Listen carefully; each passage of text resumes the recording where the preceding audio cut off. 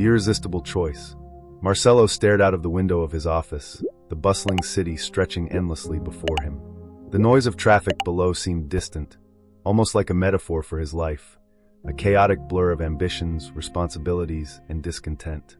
He had everything he thought he wanted: a thriving business, financial security, and a wife who stood by him through his early struggles. But lately he felt trapped. The excitement of success had dulled, leaving him restless and craving something more. That craving had taken form in Isadora. She was young, striking, and unpredictable, a vivid contrast to the stability Clara provided. Marcelo had met her at a networking event, her laughter like a magnet in a sea of dull conversations.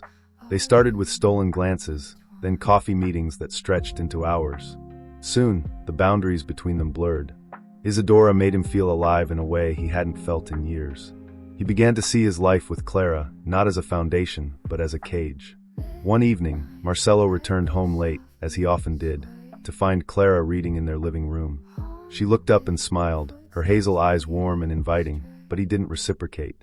Instead, he dropped his briefcase by the door and sat across from her, avoiding her gaze. "We need to talk," he said, his voice heavy with resolve. Clara put her book aside, her expression neutral, but her fingers tense against the fabric of the couch. "About what?" she asked cautiously. "I've been unhappy," Marcelo said, the words tumbling out in a rush. "For a long time. And I've met someone." The silence that followed was deafening. Clara's face remained calm, but her knuckles turned white as she gripped her hands together.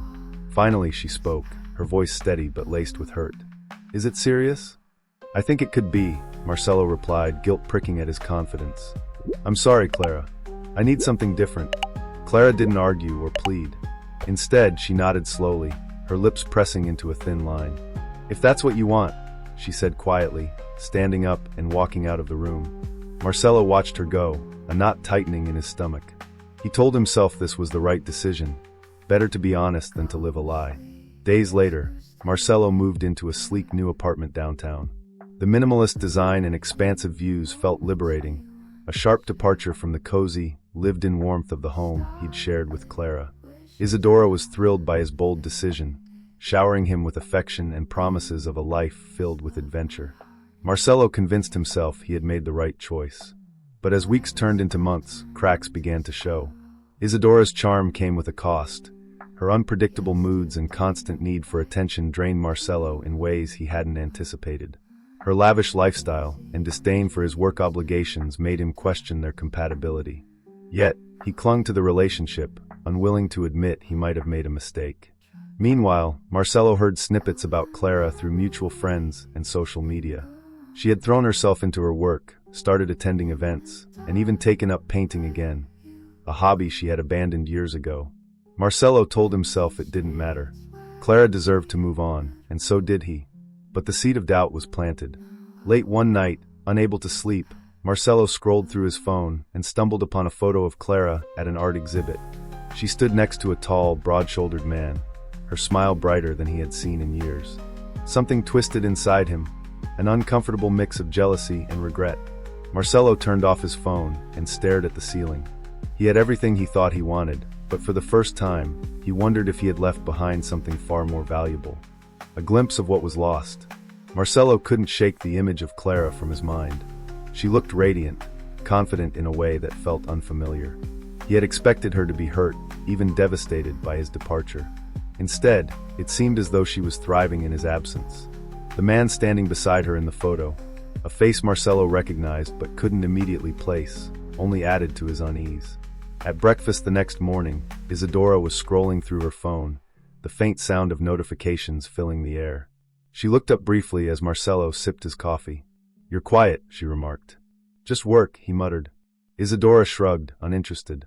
She launched into a story about a new designer she wanted to hire to revamp the apartment. Marcelo nodded absent-mindedly, his thoughts elsewhere. Her words blended into background noise, her enthusiasm a stark contrast to his growing restlessness. Later that day, Marcelo sat in his office, staring at his computer screen. He had cleared his schedule to focus, but his mind kept drifting. On a whim, he searched Clara's name online. Her social media accounts had been updated frequently. Photos of her new artwork, posts about seminars she was hosting, and comments from friends praising her newfound confidence.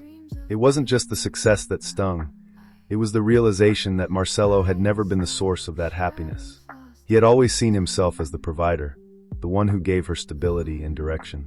Now it was clear she had built something entirely her own, and it left him feeling adrift. The man in the photo appeared again in several posts, always close to Clara, always smiling. Marcelo finally remembered his name, Daniel. They had all been friends once, during college.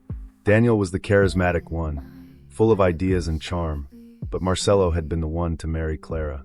He hadn't thought about Daniel in years, assuming their paths had diverged. Yet here he was, seemingly woven into Clara's new life.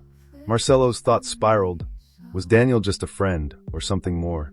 The question gnawed at him, and the jealousy simmering beneath the surface grew harder to ignore. Over the next few weeks, Marcelo found himself drawn to Clara's posts, checking her updates obsessively. Each photo, each comment, seemed like a window into a world that felt increasingly out of reach. He noticed things he hadn't paid attention to before: the way Clara's eyes lit up when she smiled, the confidence in her posture, the way people gravitated toward her. Meanwhile, Marcelo's relationship with Isadora began to fray. Her initial excitement about their life together had waned, replaced by frustration at his growing detachment. She accused him of being distant, of prioritizing work over her. Their arguments became more frequent, each one leaving Marcelo more exhausted than the last. One evening, after yet another fight, Marcelo found himself alone in his apartment, nursing a glass of whiskey. He stared at his reflection in the window, the city lights twinkling in the distance. For the first time, he allowed himself to acknowledge the depth of his regret. He had traded stability for excitement, only to find himself lonelier than ever. The next morning, Marcelo decided to reach out to an old friend, someone who might have insight into Clara's life. He called Eduardo, a mutual acquaintance who had remained close to both of them. "Marcelo," Eduardo greeted him, his voice tinged with surprise. "It's been a while." "It has," Marcelo replied, trying to keep his tone casual. "I was just thinking about the old days and wanted to catch up. How have you been?" They exchanged pleasantries for a few minutes before Marcelo steered the conversation toward Clara. "I saw she's been doing well," he said, careful to sound nonchalant. "She's been posting a lot about her work." Eduardo hesitated for a moment before responding. "Yeah, Clara's been incredible lately. She's really found her stride. You know, she even started her own business, a coaching program. People love her." Marcelo forced a smile, though Eduardo couldn't see it. "That's great to hear. And Daniel, he's been around a lot, hasn't he?" "Oh, Daniel," Eduardo said, chuckling. "They've gotten pretty close. He's been helping her with some of her projects. It's good to see her so happy. She deserves it after everything." Marcelo ended the call shortly after, his chest tight with jealousy. The idea of Daniel stepping into his place, building a life with Clara, was unbearable. That night, Marcelo scrolled through Clara's photos once more, his resentment growing. He told himself it wasn't about winning her back, it was about understanding what had gone wrong. But deep down, he knew he wasn't ready to let go. For the first time in months, Marcelo dreamed about Clara. He saw her smiling, her laughter echoing in his ears, but she was always just out of reach. When he woke up, he couldn't shake the feeling that he had made the wrong choice, that he had lost something irreplaceable. The beginning of an obsession. Marcelo's unease turned into a fixation. Each morning, he began his day with a cup of coffee and a scroll through Clara's social media. He analyzed every post, scrutinized every comment, and read too much into every smile. Her life seemed effortless now, a whirlwind of professional accomplishments, vibrant social gatherings, and what appeared to be a deepening bond with Daniel. He convinced himself it was curiosity, but the pangs of regret and jealousy hinted at something darker. Marcelo hadn't realized how much he had taken Clara for granted. Watching her thrive without him forced him to confront an uncomfortable truth. He wasn't the source of her happiness, he might have been the barrier to it. At the same time, his relationship with Isadora was unraveling. She had grown impatient with Marcelo's distracted behavior. She called him out during dinner one night, her voice sharp. "You're not here, Marcelo. You're physically sitting in front of me, but your mind is somewhere else. Or with someone else." Marcelo's jaw tightened. "Don't start, Isadora. Don't start," she snapped, her piercing blue eyes narrowing. "I didn't give up everything for this. If you wanted to pine for your ex-wife, you shouldn't have left her." The argument escalated quickly, ending with Isadora storming out of the apartment. Marcelo didn't go after her. Instead, he sat in the silence she left behind, replaying her words. She was right, of course. Marcelo didn't want to admit it, but Isadora had been little more than an escape, a bright, fleeting distraction from a life he no longer understood. Unable to sit with his thoughts, Marcelo left his apartment and wandered the city. He found himself near the old neighborhood where he and Clara used to live. Against his better judgment, he drove past their former home. The cottage looked different now, almost unrecognizable. The garden was blooming with colorful flowers, the fence freshly painted, and the windows glowed warmly in the twilight. Marcelo parked a block away and sat in his car, staring at the house. A wave of memories washed over him. Laughter in the kitchen, quiet mornings with coffee, evenings spent dreaming about their future. He hadn't thought about those moments in years. As he lingered, a car pulled into the driveway. Marcelo's breath caught as he saw Clara step out, her auburn hair catching the last rays of sunlight. She was laughing at something, and then the passenger door opened. Daniel emerged, holding a bottle of wine in one hand and a bag of groceries in the other. Marcelo's stomach churned. He watched as Daniel leaned in close to Clara, saying something that made her laugh again. They moved inside, the door closing behind them, leaving Marcelo alone in the growing darkness. The next day at work, Marcelo couldn't focus. His thoughts were consumed by what he had seen. The idea of Daniel in his old home, sharing meals with Clara, filled him with rage. Marcelo had never considered himself a jealous man, but the emotions bubbling inside him were new and uncontrollable. He started making excuses to dig deeper. He called Eduardo again under the pretense of catching up, casually steering the conversation toward Clara and Daniel. Eduardo, unaware of Marcelo's motives, spoke freely about how happy Clara seemed and how much Daniel had been helping her navigate her new ventures. Marcelo's obsession began affecting his work. His employees noticed his short temper and erratic decisions. His business partner, Raul, pulled him aside after a tense meeting. "Marcelo, what's going on? You're not yourself lately." "I'm fine," Marcelo replied curtly, brushing off the concern. But he wasn't fine. One evening, Marcelo decided to take a more direct approach. He attended a seminar Clara was hosting, blending into the crowd at the back of the room. Watching her speak to an engaged audience, he was struck by how confident and composed she seemed. Her voice carried authority, her words resonated with sincerity, and the crowd responded to her with admiration. At the end of the seminar, Marcelo lingered, hoping for a chance to talk to her. As the room emptied, he saw her chatting with attendees, her face lit with excitement. He took a hesitant step forward, but before he could reach her, Daniel appeared at her side. Marcelo froze as Daniel placed a hand on her shoulder, his touch casual but intimate. Marcelo left without speaking to her. Driving home, he gripped the steering wheel tightly, his thoughts racing. Seeing Clara so self-assured, so different from the woman he had left behind, filled him with conflicting emotions.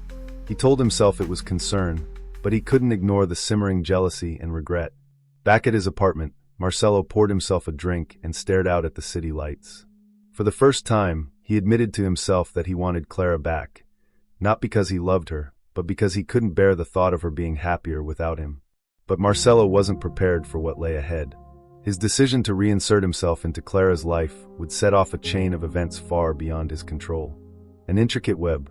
Marcelo's obsession with Clara deepened, and his attempts to re-enter her life became more calculated. He told himself it was about closure, about understanding how things had gone so wrong, but deep down, he knew he wanted to disrupt the new life she was building. He convinced himself that Daniel was an intruder, someone taking advantage of Clara's vulnerability, and that he needed to protect her, even if she didn't realize it. One evening, Marcelo decided to stage an encounter. Using what he had learned from her social media, he knew she frequented a cafe near her home. He arrived early, choosing a seat near the door and ordering a coffee he had no intention of drinking. When Clara walked in, her auburn hair catching the sunlight, Marcelo felt his chest tighten. She looked radiant, her casual elegance a sharp contrast to the memories he had of her in their final months together. "Marcelo." Clara's voice was laced with surprise when she spotted him. He stood, forcing a smile. "Clara, hi. What are the chances?" Clara hesitated for a moment before approaching his table.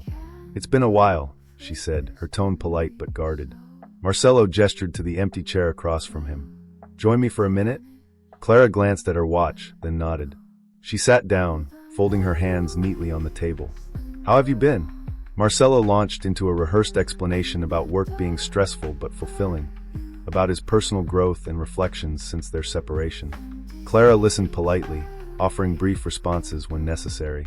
It was clear she wasn't eager to dwell on the past.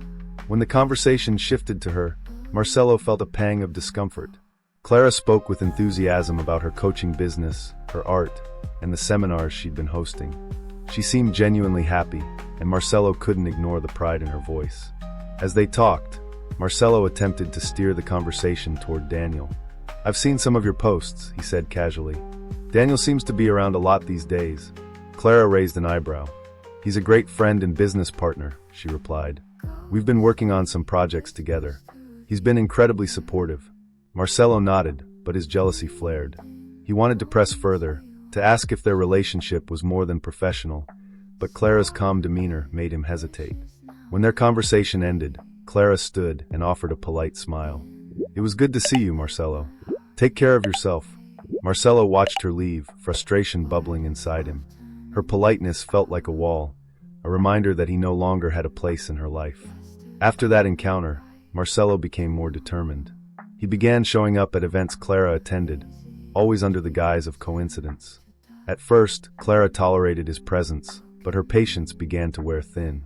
One evening, after spotting Marcelo at a gallery opening, she approached him directly. "Marcelo," she said firmly, pulling him aside. "What are you doing?" "What do you mean?" he asked, feigning innocence. "You've been showing up everywhere I go," Clara said. "This isn't a coincidence. Why are you here?" Marcelo hesitated, searching for the right words. "I just wanted to see how you were doing," he admitted. "I wanted to talk." Clara crossed her arms, her expression skeptical. "We've talked. You made your choice, Marcelo. It's time for you to move on." Her words hit him like a blow. Clara's strength, her unwavering resolve, was something he hadn't anticipated. It made him feel small, like a shadow of the man he had once been. But Marcelo wasn't ready to let go. He turned to Eduardo again, pressing him for more information about Clara and Daniel. Eduardo, growing uncomfortable with Marcelo's questions, warned him to back off. "Look, Marcelo," Eduardo said during their last call, "Clara's happy. She's doing well. Don't ruin that for her." Marcelo ignored the advice. Instead, he decided to confront Daniel directly. Under the pretense of reconnecting, Marcelo invited him for coffee. Daniel accepted, seemingly unaware of Marcelo's true intentions. When they met, Marcelo couldn't help but feel a twinge of envy. Daniel exuded confidence, his easygoing demeanor and sharp intellect a stark contrast to Marcelo's increasingly frayed state. They exchanged pleasantries before Marcelo brought up Clara. "You and Clara seem to be close these days," he said, his tone measured. Daniel smiled. "She's an incredible person. I'm lucky to have her in my life." Marcelo's fists tightened under the table. "You're more than just friends, though, aren't you?" Daniel met his gaze evenly. "What Clara and I have is between us," he said calmly. "But if you're here to stir up trouble, Marcelo, let me save you the effort." Clara's moved on. "Maybe it's time you did too." Marcelo left the meeting fuming. His jealousy and regret boiled over, clouding his judgment. He began devising ways to sabotage Clara's new life, convinced that Daniel was manipulating her and that she needed saving. But Marcelo underestimated Clara. He didn't know that she had seen through his intentions long before, and she wasn't about to let him disrupt the peace she had fought so hard to build. The trap tightens. Marcelo's obsession reached its peak. The more he tried to insert himself into Clara's life, the more she seemed to distance herself, as if his very presence reinforced her resolve to keep him out. His frustration turned to desperation, and desperation led to recklessness. He began subtly interfering with Clara's events, spreading rumors about Daniel's intentions, and even using his influence to delay permits for one of her projects. Each time he tried to disrupt her, Clara remained unshaken. Her calm, composed demeanor in public only infuriated Marcelo further. He felt invisible, powerless, and most of all, irrelevant. He couldn't understand why his tactics weren't working, why Clara seemed untouchable. It was as though she was always one step ahead of him. One evening, Marcelo received an unexpected visit from Isadora. She walked into his apartment uninvited, her sharp blue eyes scanning the room with disapproval. "This is pathetic," she said, tossing her purse onto the couch. "What are you talking about?" Marcelo asked, his voice defensive. "You," she said, crossing her arms. "Spending your nights obsessing over Clara, while everything else in your life falls apart. Your business is slipping, Marcelo. People are talking." Marcelo bristled. "You don't understand. No, I do, Isadora snapped. You think you're fighting for her, but you're just fighting for your own ego. Clara's better off without you, and deep down you know it. Her words stung, but Marcelo refused to show it. If you don't like it, you know where the door is. Isadora stared at him for a long moment, then smirked. Fine. But when you hit rock bottom, don't expect me to pick you up. After she left, Marcelo sat alone in the dimly lit apartment, her words echoing in his mind. For a brief moment, he considered stopping, letting Clara live her life, and finding a way to rebuild his own. But the thought of Daniel, of another man succeeding where he had failed, rekindled his anger. The next day, Marcelo put his plan into motion. He hired a private investigator to dig into Daniel's past, hoping to uncover something that could discredit him. Marcelo told himself it was about protecting Clara, but the truth was far more selfish. He needed to tear Daniel down to feel whole again. The investigator returned with a dossier, but it wasn't what Marcelo expected. Daniel's record was spotless, no scandals, no skeletons in the closet. Instead, the report included details about his recent activities, many of which were tied to Clara's business. Marcelo's eyes narrowed as he read further. Daniel had invested heavily in her projects, provided mentorship to her team, and even helped secure funding for her seminars. Marcelo's grip tightened on the papers. He couldn't deny the truth. Daniel wasn't taking advantage of Clara. He was supporting her in ways Marcelo never had. But Marcelo wasn't ready to admit defeat. He decided to confront Clara one last time, determined to make her see that Daniel was the wrong choice. He waited until her next seminar, lingering outside the venue until the event ended. As attendees filtered out, Marcelo spotted Clara and approached her. "Marcelo," she said, her tone exasperated.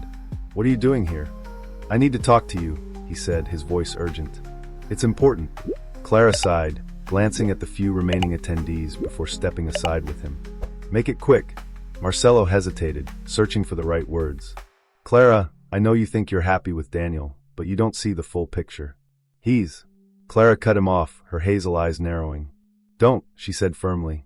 "Don't make this about Daniel. This is about you, Marcelo.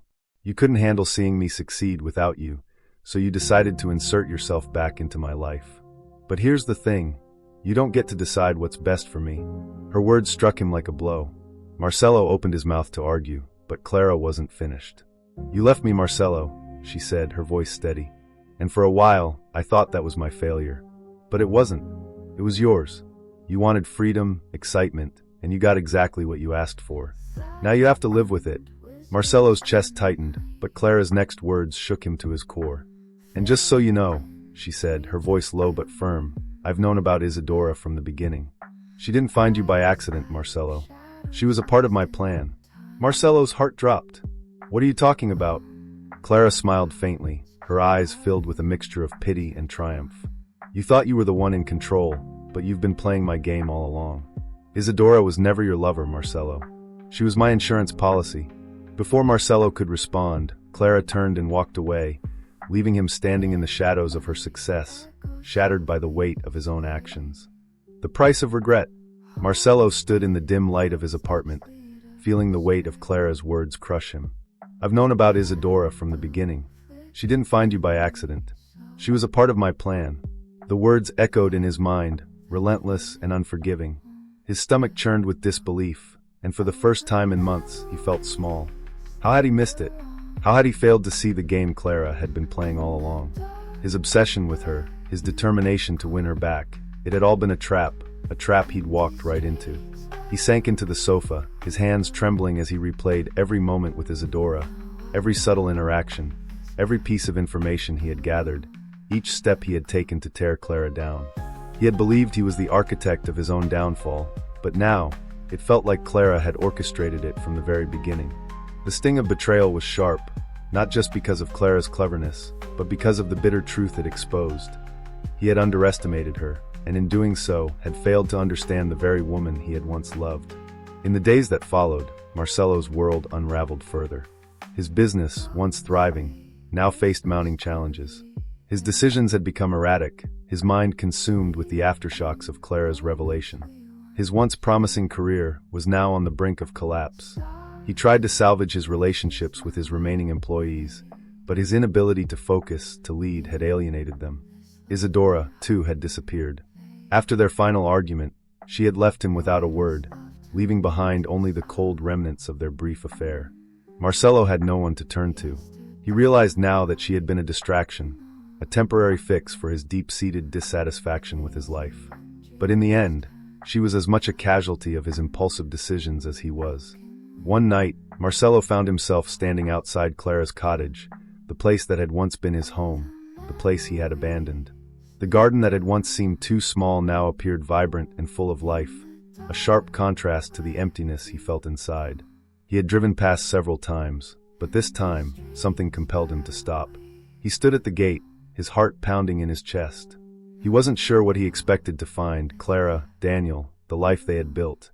But all he could think of was the irrevocable distance between them now. He had destroyed everything that once mattered, and the truth hit him like a blow. He had not just lost Clara, he had lost himself. As he turned to leave, a figure approached from the path. Clara. She didn't seem surprised to see him. "You're still here," she said quietly, her gaze soft but firm. Marcelo swallowed hard, struggling to find the words. "Clara, I don't know what to say." Clara studied him for a long moment, her eyes not filled with anger, but with something more complex, pity perhaps, or even a quiet resignation.